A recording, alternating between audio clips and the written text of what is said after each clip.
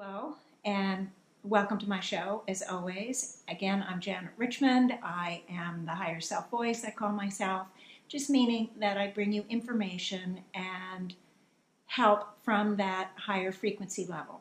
And today, I've talked in the earlier shows, I've talked about the energy that we carry, the energies we have access to, how we can help that we can help ourselves with. I've explained how to use them, how to access them, how to give them permission to move into our lives at the free will level. And today, I want to give you the results. What can you benefit from? How can you benefit? And the fact of the matter is, I'm going to today use the example of myself, mainly because it's nothing a second or third hand. I'm going to tell you exactly what happened for me over the years. For me, I've been doing this over 30 years, and I've had a tremendous amount of change and help. And you might think, oh, I don't want to have to spend 30 years doing this just because Janet has. And in fact, you don't have to. When I started, the energies that were out there were much denser, because of the evolutionary thrust, which is another kind of situation that we have going on right now that is so positive, so helpful to all of us.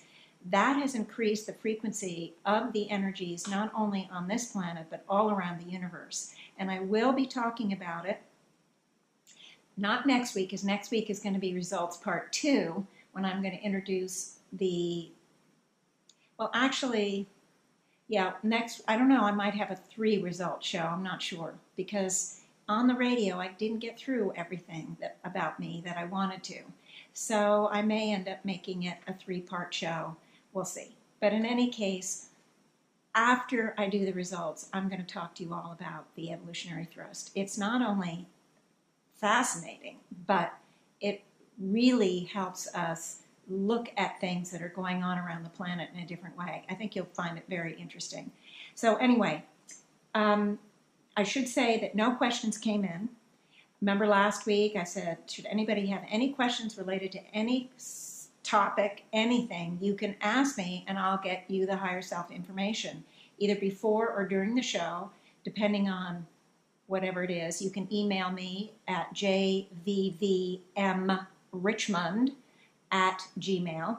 Now, I didn't get any questions except for one from someone who's listened to a huge amount of my radio show, just the audio podcasts that I've done since 2011, and he's listened to a vast majority of those, and he's very, very knowledgeable. So the question that he asked was, I talked to him on the phone. We ended up talking about it on the phone. It was a question that, for a show like this, that I'm starting you guys out sort of, not really beginners, because I've jumped right into the thick of things, but there's just context that you wouldn't have. So that question I'm not going to put out on the video show at this point, maybe down the line. But in any case, it can be any question. And if you email me, I'll have your email and I can get back to you and let you know. Most likely, 98% of the questions that will come to me will be ones I can answer, so I will. Okay, now before I start on my results, what has changed in my life? What are all the exciting, great things that have gone on for me? I've changed my life 180 degrees, I don't know, many, many times, 8, 10 times at least. And so you can too. And you don't need to get all the way to the end goal to have things change. You can be changing things all along as you do the work. You're always going to get change. Sometimes it'll be small, sometimes it'll be quick, big, sometimes it'll be fast, sometimes slow, and everything in between. But you get progress every time you do this work. Now, I want to talk to you quickly about the gym analogy, the GYM analogy. I use it a lot because it is so perfect for what I'm going to try to say. Now, let's say one day you decide, I'm going to get myself in physical shape, and you haven't been in physical shape either ever or for a long time, and so you decide to join a gym. Now, you might decide to do something else, but hey, just stick with me on the gym analogy. So you go to the gym, and let's just say you walk in, you've got dozens and dozens of machines, dozens and dozens of weights, dozens of classes, just everything all over the map, and you don't know where to begin. You might hire a trainer for a time or two just to get you oriented. And then once you're oriented and you know what to do in the gym, if you go once a month, hello, how much results will you get? How many benefits? And if you only go once a month, how many months do you think you might last at the gym? Not very long, because there's no motivation to change, to keep going. There's no motivation to progress. And so, but if you start going at least once a week, maybe 2 or 3 times a week, by the second, third week, you're going to start to notice some change, some effect of your effort, some result of your effort.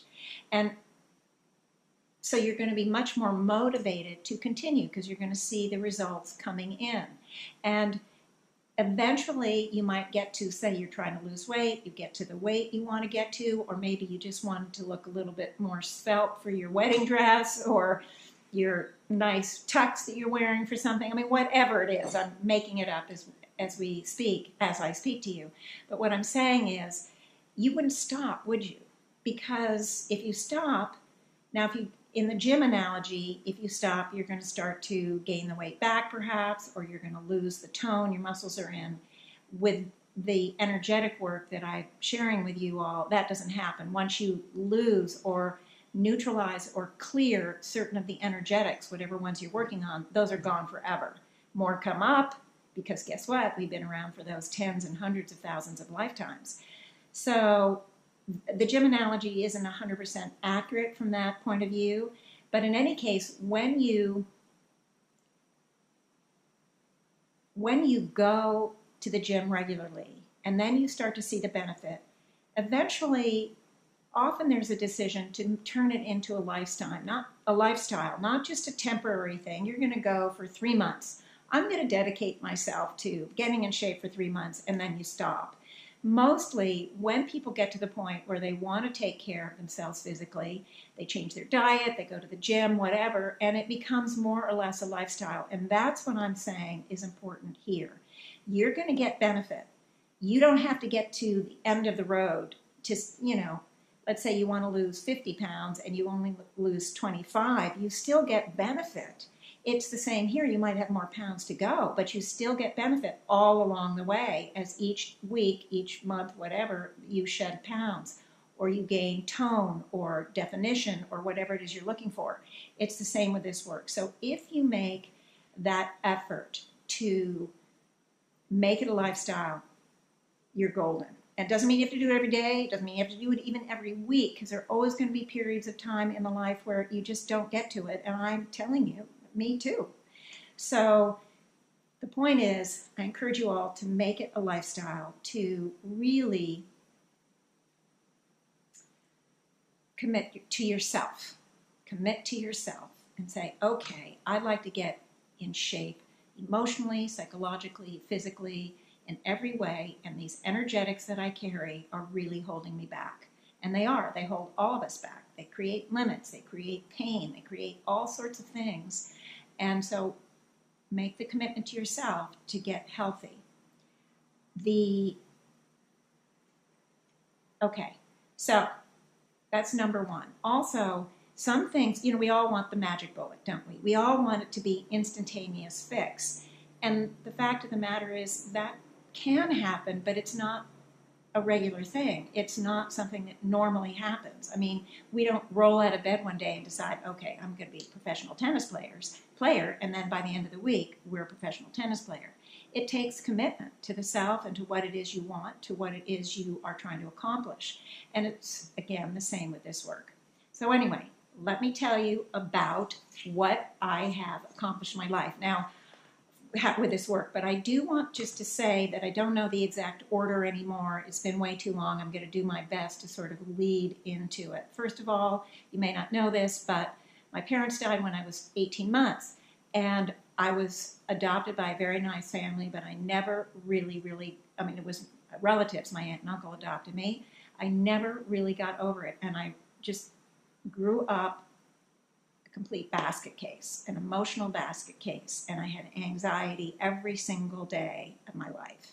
Never felt safe, never felt comfortable, and it was tough. But what happened was all of that pain and suffering and discomfort and difficulty propelled me into finding something to make myself feel better.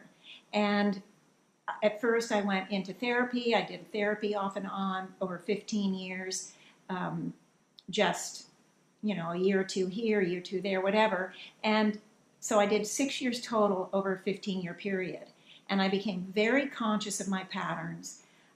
Most of it didn't change. The anxiety never went away. I had chronic anxiety every single day, whether there was anything obvious in my life or not. And I didn't have anxiety reactions where, you feel like you're dying and your heart stopping and all of that. I didn't have those, just the constant upset stomach constantly. So my very first session with Joan Culpepper, I asked about it. And the higher self, because she does a session where she did a psychic kind of thing, like a mundane, she called it the mundane psychic thing, where she would read the cards, the tarot card. She put every card out for everyone. So she just used that as a focal point to tune in. And then she did what she called the soul scan. And that was higher self information coming through about you. So I asked the higher selves, or I asked her, and the answer was that, and I hope this isn't TMI, that when we eat something that is toxic for us, that is not good for us, often the body reacts and gives us diarrhea, and we get rid of the toxin. And the higher selves explained, when you have diarrhea, you don't hold on to it. You don't try. It would never occur to you to hold on to the diarrhea. But when we have highly emotional states, whether it's a fear or a shame or a grief, whatever it is, when we have those emotional states, we hold on to them. We didn't know. We hold on to them because we never knew. So, maybe you hear it first. We have to let go of them. And the higher self said they are toxins of the mind, but we hold on to them. We talk about them. We talk on the phone to our friends, to our family, to, our bosses or whatever. And we try to figure out, we analyze it, we do all sorts of things. And what happens is it only empowers that particular toxin of the mind, whatever it is. So they told me, they gave me a simple exercise. You walk out of here, you just, whenever you feel anxious, let it go. Imagine it as smoke out of the top of your head. Let it go, see it go into the light. I didn't have a clue then what that meant, what the light was or anything. I was a complete newbie. But I'm walking out, and sure enough, back is the anxiety. And I get in the car, and so I start to let it go. And I let it go for 2 or 3 minutes, and it went away. An hour later, it's back again. I didn't know why, but at the time I thought, well, it worked the first time. I'm going to keep doing it. So I did. And so I started to see it going into the light. And that went on over the next few days. And each day, it came a little less often. It was a little less intense. And I can't remember the exact number of days, but it was really only about 5 or 6 days. It never came back. And it was gone. It was just gone. And that was the first thing that changed my life 180 degrees. Because if you're carrying anxiety all day long, every day, everything you do is affected by that. And suddenly I had some serenity. I had some peace inside me that I had nothing in my memory. So that was the first big thing. Now, let me see. I've got a list here because I don't want to forget.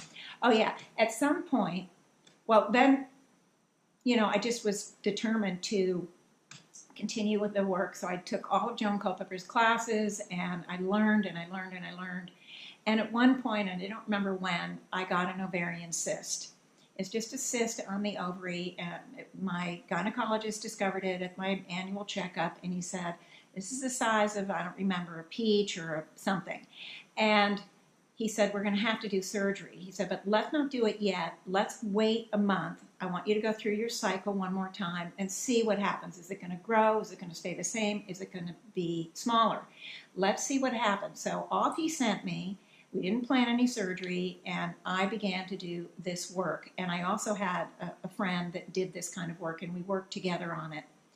3 weeks later, I think, or 4 weeks later, I went back to the gynecologist, and he takes out the ultrasound, and he's, it was on my right ovary, and he just was searching around looking at the thing, and then he goes over to the left side, and he looks over there, and he's starting to frown. Okay, he's starting to frown. He goes back to the right side. Then he takes out my chart, and he's looking for the picture, the picture of, because he had taken a still picture from the ultrasound, and he turns to me and he says, your cyst is gone. And he said, well, you don't need surgery, you don't need anything, it's completely gone. And I'm like a deer in headlights, and I kind of go, okay. And at the time, I really didn't know what to call this work. In fact, I really still don't know what to call it. I really should ask the higher selves to give me a name. But anyway, I told him, I said, it's a kind of a psychic healing. He didn't, as I said, I didn't know what to call it. And this is a quote from the gynecologist. He says, psychic schmykic. I don't want to hear anything about psychic schmykic. Whatever you're doing, keep doing. Great, I'll see you in a year. So that was another thing. That didn't turn my life around 180 degrees, but that was pretty cool. I got to avoid surgery. I mean, hey, that's pretty cool. Now, it doesn't mean if you have an ovarian cyst that you're going to be able to get rid of it in 3 or 4 weeks. Understand that at the soul level, we are all making decisions for ourselves. So anything that happens to me, and however fast or slow it goes, it's because my soul is choosing that, not necessarily yours. And I haven't told you about things yet that have taken me a long time. Trust me, some of them do. Different patterns, different situations, different pains, different things take a long time. Some of them do. Some you can get, you can do really quickly, and then of course it's everything in between. So don't make assumptions for yourselves.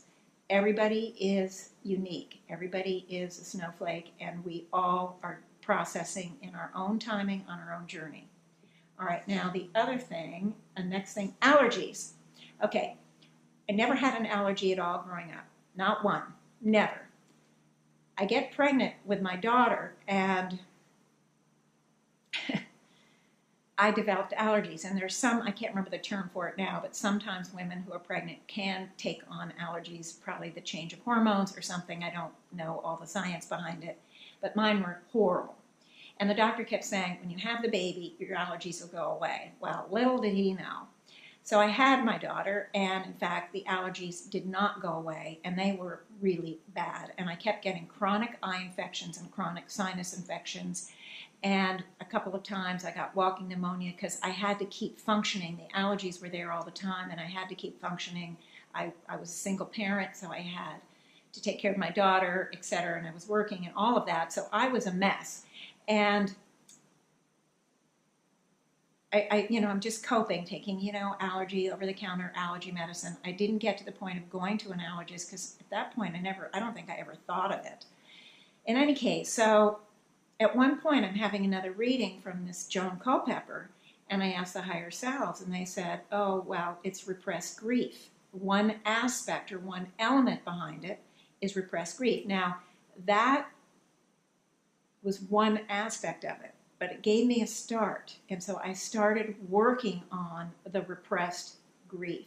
And then as I'm letting that go, other things that are attached to it come up. And I don't remember, I'm sorry guys, it was a long time ago, I don't remember anymore what those things were. But it was fabulous. This also changed my life because over time the allergies got less and less and less. I stopped getting sinus infections. I stopped getting eye infections. I occasionally, this took a year or two to work through it totally, I occasionally get, a week or 3 of very mild allergies. I take half of an allergy pill over the counter that was a 4 to 6 hours, and that would do me for the whole day. And maybe I'd take one the next day, maybe I wouldn't. It was not, they were so mild that it never affected my life at all. And sometimes I'll go through a couple of years where I don't have any, and then it'll pop up again, and I'm thinking, okay, there's some dregs in there that I still have to work on, and I'll work on it again. And so that took me a long time, but when you're really suffering from the allergies, I had them about 8 months a year, 4 months in the spring time and about 4 months in the fall. And it was real agony, really difficult. In the summer, I seemed to be okay for whatever reason. And then the middle of the winter, for a couple months, I would be okay. But I didn't have to worry about them anymore. So that's good. Okay.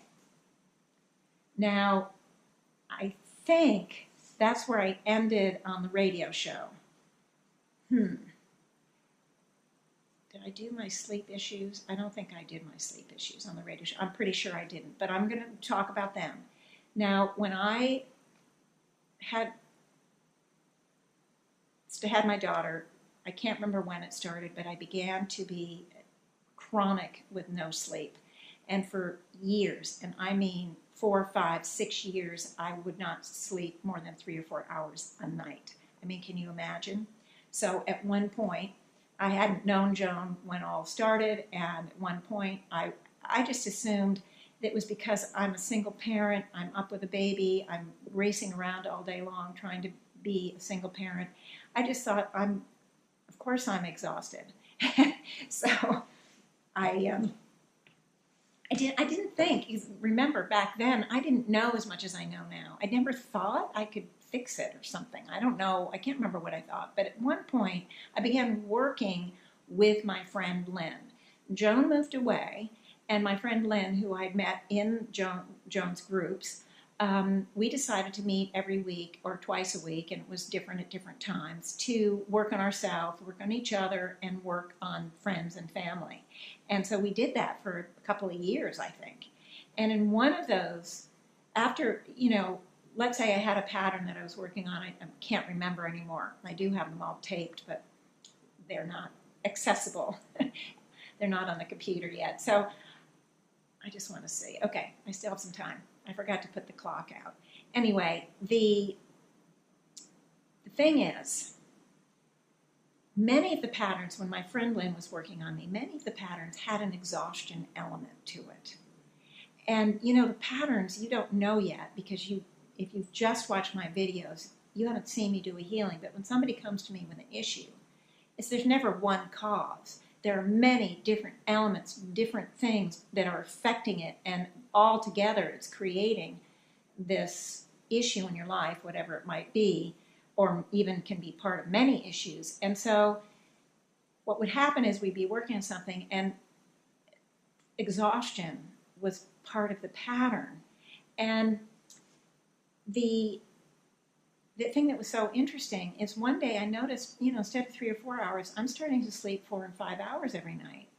And I didn't even put 2 and 2 together because I really I didn't know. And so one day I just talked to my friend Lynn, and we thought about it, and we said, think about all the exhaustion part of the patterns, all the patterns that carried exhaustion. You're letting that go, and it's as if you're letting yourself sleep now. And so, I wasn't even consciously working on sleep. So that was pretty cool. And so over time, and I occasionally would work directly on sleep every once in a while. I've got a pattern that really came from a lot of the male lives I lived, where I was in the army or something like that, some sort of fighting group of some sort on different planets. And there were different times, for example, where I was on watch. You know how they have watches? You'd be on watch for 3 hours or 4 hours in the middle of the night, then you'd wake somebody else up and you'd sleep. Well, apparently that being on watch was part of the sleep pattern, and that's one I discovered on my own way back whenever it was. And that too helped. So, and there were many others, don't get me wrong, again, many things. So I just went along, and now my sleep pattern, it is still not perfect, But in a way, it's a window, it's an opportunity. So when I have a week that sleep is really not going well, I know something is in there and I start to dig. It becomes that opportunity to really try to figure out what's in there. And so over the years, I've really expanded. I sleep 6-7 hours virtually every night. Rarely more than that, but even as a child, I almost never slept more than 7 hours. I was never someone who needed a lot of sleep, so 6 or 7 hours works pretty well for me. So, okay, now I don't have much time left, but I want to quickly talk to you about 2 other patterns that aren't physically related. One was a pattern of believing that I was completely inarticulate, and the other one is self-doubt. And I went into a little bit, I delved into it a little bit more separately on the radio show, but I want to tell you that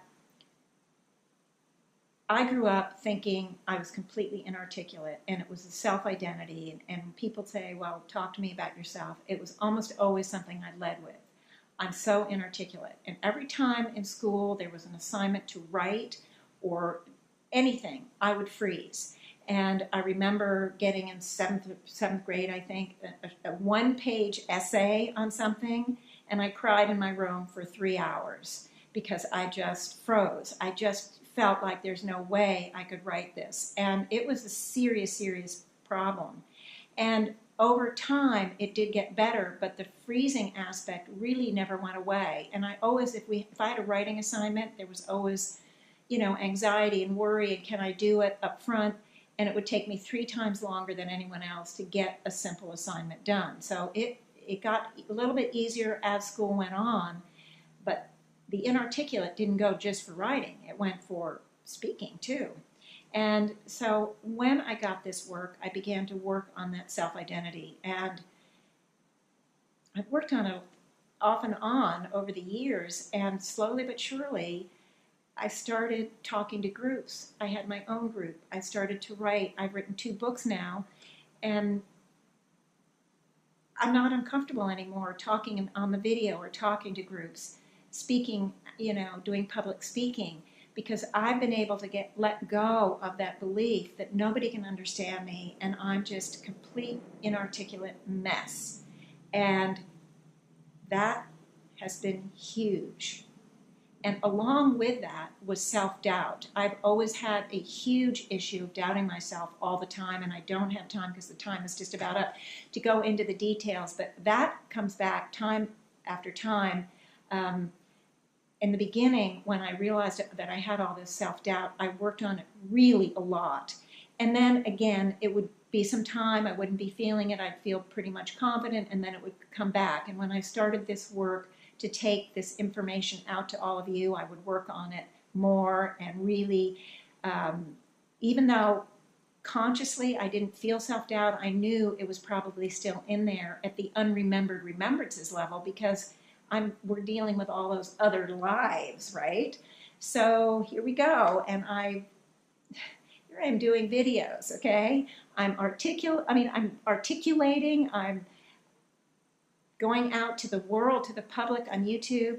I have to have gotten rid of an awful lot of stuff compared to where I was, the sitting in the back of the class, afraid to speak up, afraid to talk, petrified to write, just an emotional mess. There's been a huge change here. And so that's the last thing, but there are more things, and I'm going to talk about a little bit, I think. Next time I'm going to talk about other people too. And again, if I have to go into a third results show, I will. Again, I really wish you all to understand that this work really is powerful.